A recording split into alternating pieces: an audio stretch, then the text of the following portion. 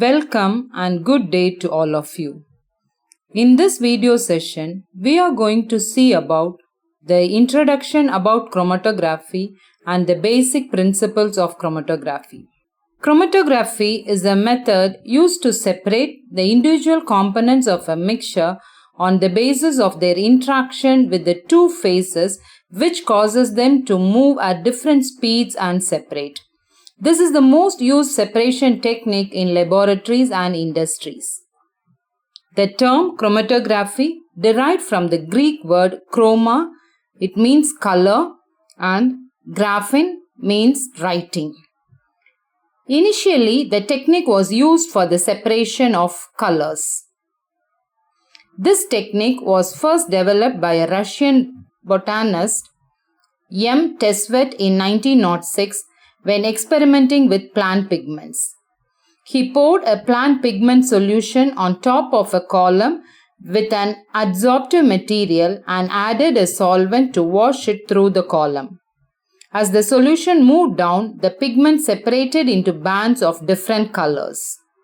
Later, chromatography was advanced to different types which allows separation from small molecules to complex biomolecules.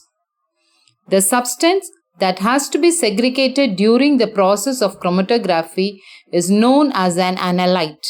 It basically refers to the component needed from the mixture.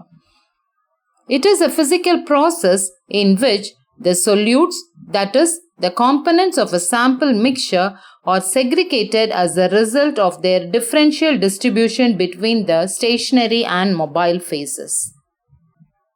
There are two major principles behind the chromatographic separation. One is adsorption and the other one is partition. Adsorption chromatography is based on the differential rate of adsorption of the solute to the stationary phase.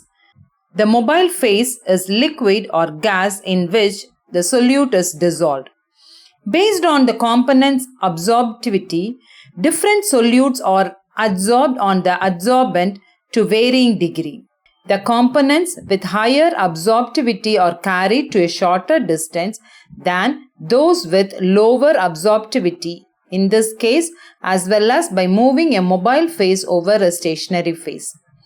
This adsorption chromatography principle is used in the identification of carbohydrates, fats, amino acids, antibiotics. The next one is partition chromatography. It is used to separate the component from liquid-liquid phases. In this, the retention factor is given by the distance traveled by the component from the mobile phase to the stationary phase and then back to the mobile phase. In partition chromatography, one phase is polar and the other phase is non-polar.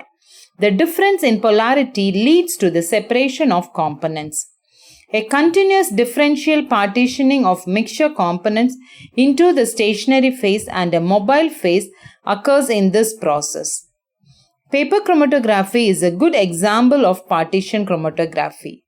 The stationary phase in this procedure is paper, which is suspended in a combination of solvents acting as the mobile phase. In this video, you have learnt about the basic principles of chromatography. Thank you for watching. Have a good day.